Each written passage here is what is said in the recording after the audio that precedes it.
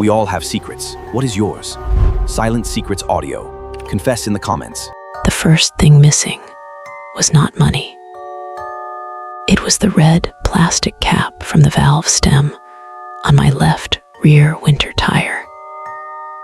An anonymous woman from a logging town in northern British Columbia wrote that she noticed it outside the municipal works yard after a 5:30 a.m. shift change.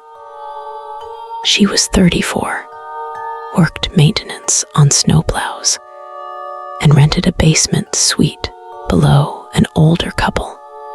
The cap mattered because all four had come in the same package, and she checked tire pressure every Sunday before driving Highway 97 to see her mother.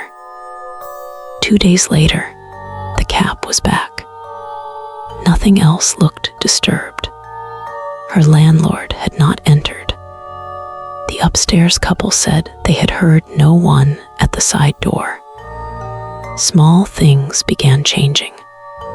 The driver's seat in her pickup would be one notch farther back. A paper coffee receipt from the Petro-Canada would appear folded in the cup holder after she had discarded it.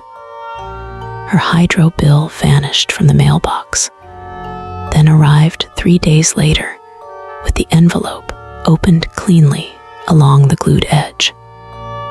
She started photographing the suite before work. At 4:42 one morning, she took pictures of the stove knobs, the bathroom cabinet, the laundry coins stacked beside the dryer, and the hook where she kept her spare truck key. When she came home, nothing had moved except one object she had not photographed: the small magnetic schedule from the town's waste service. It had been moved from the freezer door to the side of the fridge, where it was visible from the basement window. Then people began arriving at the wrong times. A man in a reflective jacket knocked while she was sleeping after a night callout and said he had been sent to inspect the water shutoff. The municipality confirmed there was no inspection.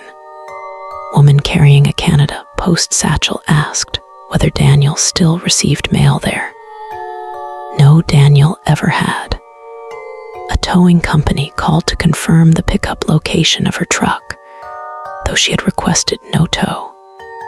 She changed the lock and kept the new key on her work lanyard. The next morning, a folded note was tucked under her windshield wiper. It contained only 3 lines: Tuesday, 6:10, Thursday, 5:35, Sunday, 8:20. Those were the exact times she had left the house that week. The Sunday time was when she drove to her mother's place, 60 kilometers away, after stopping for coffee and checking the tire pressure. The RCMP officer who took the report suggested a dispute with a former partner.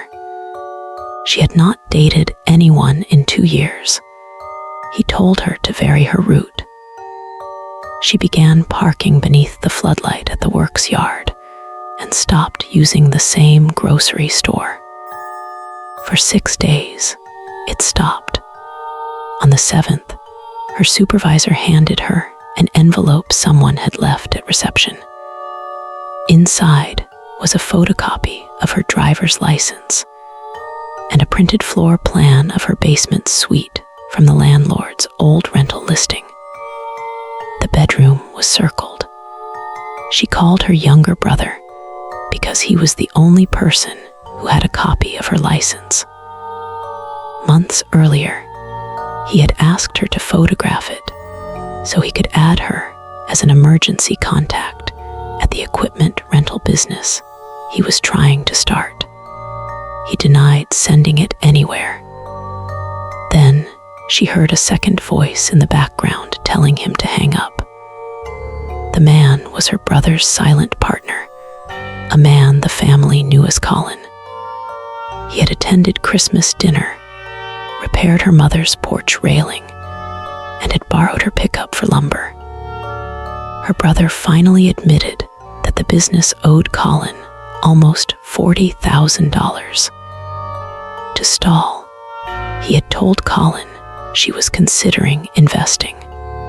He gave him her license, work schedule, address, and a spare key their mother kept in her kitchen drawer. He also told him she had money from their grandfather's estate.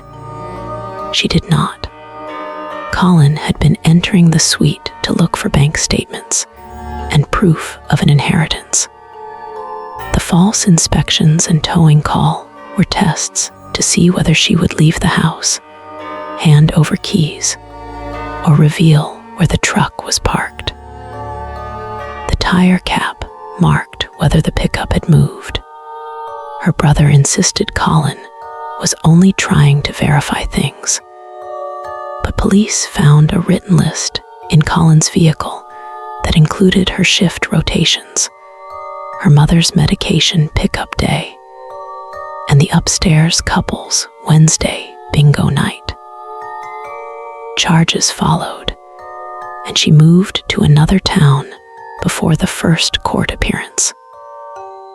The mystery ended there. What did not end was the Sunday phone call from her mother, 3 months later, asking why a polite man from an insurance company wanted to confirm the location of her daughter's new apartment. Her mother had already given him the postal code.